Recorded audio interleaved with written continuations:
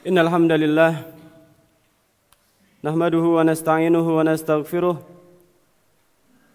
na'udzu billahi min shururi anfusina wa sayyiati a'malina man yahdihillahu fala mudilla lahu wa man yudlilhu fala hadiya lahu asyhadu an la ilaha illallah wahdahu la syarika lahu wa asyhadu anna Muhammadan abduhu wa rasuluhu la nabiyya wa la rasula ba'dah amma ba'du fa inna asdaqal hadithi kitabullah wa khairal huda huda Muhammadin sallallahu alaihi wasallam wa syarrul umuri muhdatsatuha fa inna kulla muhdatsatin bid'ah wa kulla bid'atin dhalalah wa kulla dhalalatin finnari. Qala Allah ta'ala fi muhkamit tanzil ba'da an a'udzu billahi minasyaitonir rajim. Ya ayyuhalladzina amanu taqullaha haqqa tuqatih wa la tamutunna illa wa antum muslimun. Jamaah Jumat yang senantiasa diberkahi oleh Allah Subhanahu wa taala, melalui mimbar Jumat yang mulia ini, khatib mengajak kepada para jamaah sekalian, marilah kita untuk sejenak kembali memaknai dan menghayati salah satu potongan sejarah, salah satu momen yang kemudian tercantum dan terabadikan dari sekian panjang potongan-potongan yang ada dalam sejarah agama kita. Sebuah momen ketika di sana ada sosok lelaki yang sudah uzur usianya, tak tegap lagi badannya, ketika menanggapi pertanyaan dari salah seorang yang berada di hadapannya, beliau menanggapi dengan perkataannya dengan suara yang lirih, teramat kepayahan, namun tersirat di dalamnya sebuah ketegasan dan kebijaksanaan. Beliau berkata, andai aku masih hidup dan sentausa saat kelak engkau didustakan oleh kaummu, diusir dan bahkan diperangi, akan kubaktikan seluruh sisa tenagaku untuk membelamu, duhai putra saudaraku. Sesosok lelaki matang di hadapannya yang sedari tadi menunggu jawabannya terhenyak dengan jawaban seorang Waraqah ibnu Naufal. Dia menatap lelaki uzur itu dengan cahaya wajah yang bersuara meredam rasa jerih, sembari berkata, benarkah aku akan didustakan, akan diusir, bahkan akan diperangi? Ya, bagaimana kita bayangkan seorang lelaki mulia yang di tengah kaumnya dipanggil sebagai as-sadduqul amin, orang yang senantiasa jujur dan dapat dipercaya, akan disanggah oleh kaumnya, akan dikucilkan, bahkan akan dimusuhi dan diperangi. Demikiankah yang akan terjadi, wahai putra pamanku? Sahut orang ketiga yang berada di sampingnya, yaitu Khadijah. Istri lelaki itu menegaskan pertanyaan suaminya kepada sang rahib yang fasih membaca Taurat dan Injil. Sang rahib kemudian menanggapi, ya, tentu saja. Engkau telah didatangi oleh Namus yang juga turun kepada Musa, dan tak satupun insan yang terpilih untuk dipikulkan tugas kerasulan seperti yang dibebankan kepadamu, melainkan pasti akan ditentang oleh kaumnya, dikeluarkan dari negerinya, bahkan banyak di antara mereka yang dibunuh. Jamaah Jumat rahimani wa rahimakumullah jami'an. Qul hadhihi sabili Begitulah kiranya perintah Allah Subhanahu wa taala kepada kita umat Islam.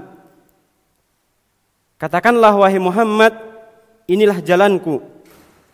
Jalan yang banyak cobaannya, jalan yang banyak ujiannya, jalan yang banyak timpaannya. Seringkali mungkin kita merasa bahwa beban-beban dari jalan yang kita susuri ini tak tertanggungkan, lalu memilih untuk mundur. Cobaan beriring ujian seakan tak ada hentinya dan tak mau pergi. Seperti kisah kedua tentang seorang lelaki yang pergi dengan marahnya. Betapa berat tugas dakwahnya di Ninawa ketika itu. Betapa telah habis sabarnya atas pembangkangan kaumnya. Malam dan siang, pagi dan petang diajaknya mereka meninggalkan berhala-berhala tak bernyawa dan perbuatan-perbuatan mereka yang tak bermakna. Didekatinya mereka satu-satu maupun dalam kumpulan, ketika sepi maupun dalam keramaian. Tetapi apa yang terjadi? Hanya cemoohan dan tertawaan, umpatan dan cacian, serta penolakan dan pengusiran yang ia dapatkan. Maka dia, Nabiuna Yunus alaihissalam, pergi dengan marahnya. Dia tinggalkan negerinya sembari mengancamkan azab Allah Subhanahu wa taala yang sebagaimana terjadi pada kaum-kaum sebelumnya. Bukankah demikian nasib kaum Nuh, Ad, Thamud dan penduduk negerinya Lut? Tapi dia pergi karena ketaksabarannya, ketakteguhannya, dan ketaktelatenannya. Dia pergi sebelum ada perintah Allah Subhanahu wa taala untuk menghentikan seruannya. Dia menyerah sebelum tiba waktunya. Maka sebagai hamba yang disayanginya Jalla wa ala, Allah akan mendidiknya untuk sabar dengan cara yang lain. Jika dia tak sabar dalam tugas dakwahnya, maka cara mendidiknya adalah dengan memberikan musibah kepadanya, memberikan cobaan kepadanya. Kita tahu ringkasnya, Nabi Yunus alaihissalam yang menumpang sebuah kapal akhirnya dibuang ke samudra setelah 3 kali muncul namanya dalam undian. Kapal itu dalam badai yang bergulung mengerikan. Maka ada yang berkeyakinan seseorang harus dipersembahkan pada penguasa lautan. Lagi pula, ia terasa kelebihan muatan. Awalnya sang nahkoda tak tega mendapati hal itu. Yunus tampak seorang yang baik, tampak seorang yang tidak ada kesalahan pada dirinya, tapi namanya muncul 3 kali, seakan memang hanya dialah yang dikehendaki. Ketetapan Allah Subhanahu wa taala berlaku baginya. Seekor ikan membuka mulutnya menyambut tubuhnya yang terjun ke air. Lalu dengan perut berisi ia menuju ke dasar lautan. Maka jadilah Yunus alaihissalam berada dalam gelap. Dalam gelap, kelam berlapis-lapis. Jamaah Jumat rahimani wa rahimakumullah jami'an. Qul hadhihi sabili. Begitulah kiranya perintah Allah Subhanahu wa taala kepada kita semua, baik yang sedang menuntut ilmu ataupun yang sedang mengajarkan ilmu. Jalan yang banyak cobaannya dan tak ada pilihan kecuali istiqomah di dalamnya. Walaupun jalan yang lurus kepada Allah itu harus kita tempuh dengan dakian yang terjal, turunan yang curam, kelokan yang tajam, dan liku-liku yang seakan tiada ujungnya. Mari kembali pada kisah seorang lelaki tampan yang kita tercenung-menung membayangkan liku-liku hidup lelaki ganteng itu. Dia mengalami begitu banyak hal di masa lalu yang mungkin bagi ukuran psikologi kita hari ini dapat menjadi pembenaran untuk kelak berperilaku menyimpang. Yang pertama, saat masih menjadi bocah kecil, ada persaingan antar saudara di dalam keluarganya yang teramat sangat parah dengki kakak-kakaknya pada dirinya begitu tinggi, kebencian pada adik sendiri itu meruyak menjadi pemufakatan yang amat jahat. Yang kedua, dia mengalami percobaan pembunuhan yang amat sadis. Dilempar ke dalam sumur menjelang senja. Bayangkan sosok mungil itu direnggut dari ayah dan bunda yang menyayanginya. Terluka, sendirian, sempit, gelap dan sunyi. Bahkan mungkin pengalaman semacam ini amat memicu yang namanya trauma. Trauma karena takut pada ruang sempit tertutup, dan trauma karena takut pada kegelapan dapat menjadi gejala yang membayangi hidupnya dari mulai dia remaja hingga dewasa. Yang ketiga, dia menjadi korban perdagangan manusia. Kafilah niaga yang tak sengaja menemukannya ketika mengulurkan timba ke dalam sumur, alih-alih mencarikan dan mengembalikannya kepada orang tuanya, malah bersegera menjualnya sebagai budak dengan harga amat murah. Keempat, dia jatuh dalam perbudakan. Menjadi sahaya dalam keluarga Al-Aziz, meski dia diperlakukan dengan amat baik dan Allah menyebutnya sebagai tamkin, tetaplah suatu beban, keterasingan, dan hal yang tak mudah bagi seorang bocah seumuran dia. Kelima, dia mengalami kekerasan fisik dari orang yang amat dihormatinya. Nyonya rumah yang muda dan cantik itu mengurungnya di ruangan tertutup, menggodanya dan menarik bajunya hingga robek.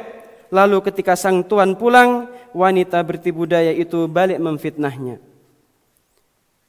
Ujian yang keenam, dia mengalami perundungan, mengalami bulian, mengalami cacian. Ketika dengan niat balas dendam atas pergunjingan para wanita bangsawan padanya, oknum istri pejabat yang menggodanya itu menghimpun sebuah perjamuan, memaksa sang bujang tampil dengan pesonanya di tengah mereka. Para wanita yang mengiris jari itu memintanya melakukan sesuatu yang justru dijawabnya, qala rabbi sijnu ahabbu ilayya mimma yad'unani ilaih. Duhai Tuhanku, penjara lebih aku sukai daripada melakukan apa yang mereka ajakkan padaku. Adapun ujian yang ketujuh, kriminalisasi.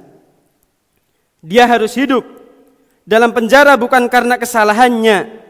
Dari sebuah kehidupan bangsawan yang megah dan mewah, dia dijerembabkan ke dalam sel yang sempit nan jorok. Dia menjalaninya dengan tetap berdakwah kepada kawan sejerujinya.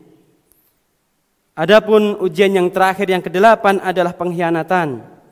Kawan yang menubuatkannya akan bebas dan menjadi penuang minuman raja telah dipesan agar menyebut tentang dirinya di hadapan sang penguasa demi tegaknya keadilan. Tapi apa yang terjadi? Kawan itu lupa bertahun-tahun lamanya. Jamaah Jumat rahimani wa rahimakumullah jami'an.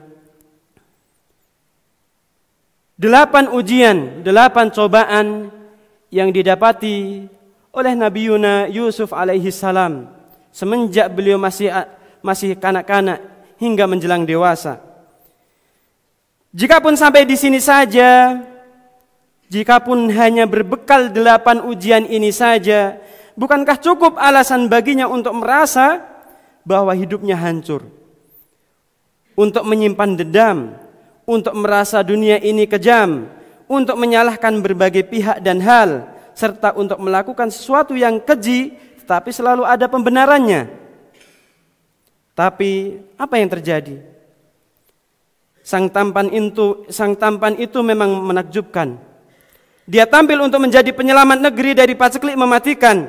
Dia tampil menanggung amanah yang tak sanggup dipikul oleh orang lain. Dia mampu mengampuni semua yang pernah berlaku buruk dan menjadi sebab segala jatuh bangun dan seok-seok hidupnya. Dia rangkul 11 bintang, bulan, dan matahari yang hendak bersujud itu supaya bersatu dalam pelukan damai, silatul arham, dan kemaafan. Ya, beliaulah Nabi Yusuf alaihi salam. Maka di awal hikayat Allah Subhanahu wa taala menyebutkan kisahnya sebagai sebaik-baik kisah. Nahnu naqussu 'alaika ahsanal qasas. Maka di akhir penceritaan Allah menegaskan bahwa dalam sebaik-baik kisah itu terdapat ibrah pelajaran bagi orang-orang yang mendalam pemahamannya. Laqad kana fi qasasihim ibratul liulil albab.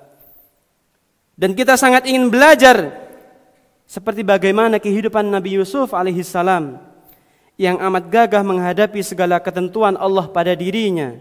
Gagah justru karena bersandar kepada Allah Subhanahu wa taala. Gagah justru karena bersandar kepada Allah Subhanahu wa taala. Sebab kuat lemahnya seseorang tergantung kepada siapa dia bersandar. Sepahit apapun hidup kita, segetir apapun pengalaman diri kita, separah apapun liku-liku yang kita lalui, Yusuf alaihi salam adalah hujah Allah Subhanahu wa taala agar kita tetap gagah menghadapi hidup dan menempuh jalan yang banyak ujian ini. Semua insan hidup dalam berbagai bentuk ujian. Barangkali bentuknya tak serupa, pun pula kadarnya berbeda-beda, tapi hakikatnya tetap sama. Kami ulangi, barangkali bentuknya tak serupa, pun pula kadarnya berbeda-beda, tapi hakikatnya tetap sama.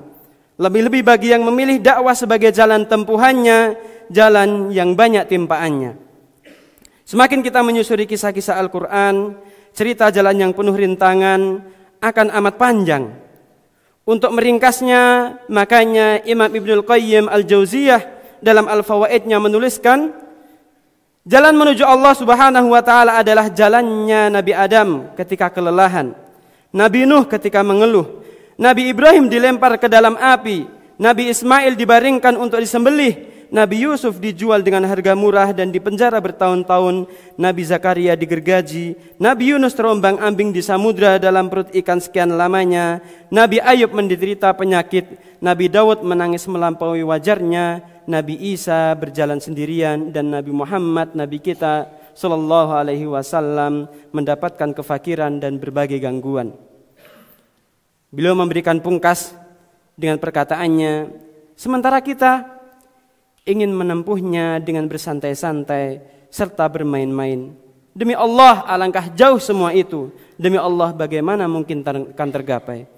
Aqulu qauli hadza wa astaghfirullah li wa lakum wa li sairil muslimina min kulli dzamb fastaghfiruhu innahu huwal ghafurur rahim.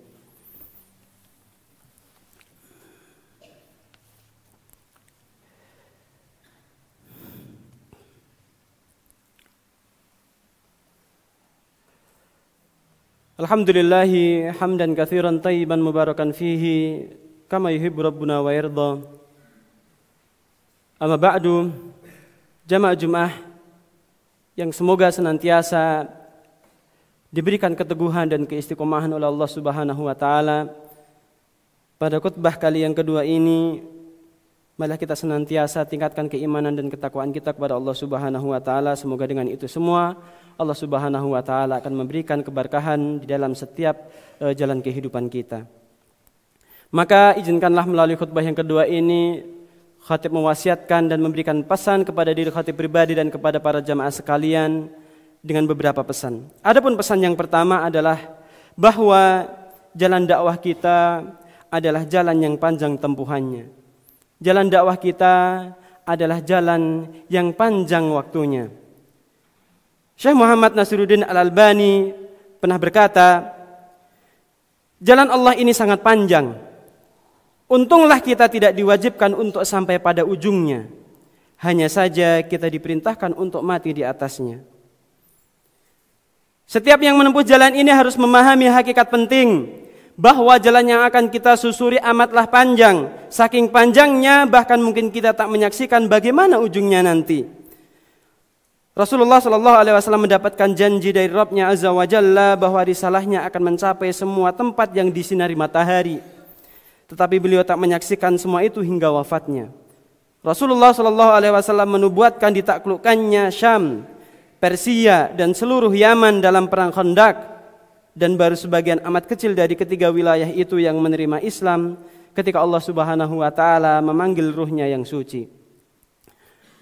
Adapun pesan yang kedua, bahwa jalan dakwah kita ini adalah jalan yang sedikit kawanannya.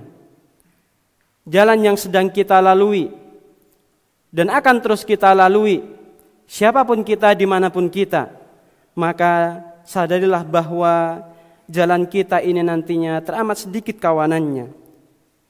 Dalam sebuah perkataan yang dinisbatkan kepada salah seorang alim, Syekh Mustafa As-Sibai menuturkan, istiqomah adalah jalan yang awalnya penuh kemuliaan, bagian tengahnya keselamatan, dan ujungnya adalah surga.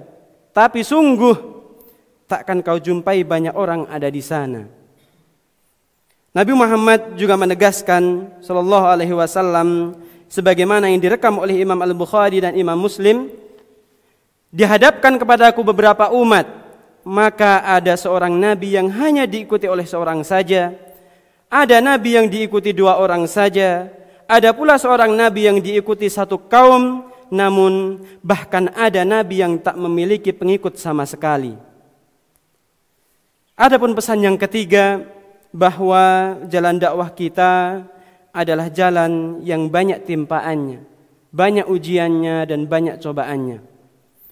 Sebagaimana Syekh Abdul Aziz Ibn Baz pernah menuturkan, al-hayatu fi sabilillah as'abu minal mauti fi sabilillah. Hidup di jalan Allah itu lebih berat dibandingkan mati di jalan Allah Subhanahu wa taala. Maka kiranya para jamaah sekalian, marilah kita berdoa kepada Allah Subhanahu wa taala, semoga Allah Subhanahu wa taala memberikan keistiqomahan kepada kita, kekuatan kepada kita, sehingga Allah Subhanahu wa taala pilih kita menjadi hamba-hambanya yang akan meneruskan estafet perjuangan dakwah di jalan dakwah ini. Ibadallah, innallaha amarakum bi amrin bada fi bi nafsihi wa thanna bihi malaikatahu idz qala Allah ta'ala innallaha wa malaikatahu yusholluna 'alan nabi ya ayyuhalladzina amanu shallu 'alaihi wa sallimu taslima. Allahumma ighfir lil muslimina wal muslimat wal mu'minina wal mu'minat al ahya'i minhum wal amwat innaka sami'un qaribun mujibud da'wat ya qadiyal hajat. Allahumma ighfir lana wa li ikhwanina alladhina sabaquna bil iman wa la taj'al fi qulubina ghillan lil ladzina amanu rabbana innaka ra'ufur rahim. Rabbana atina fid dunya hasanah wa fil akhirati hasanah wa qina adzabannar.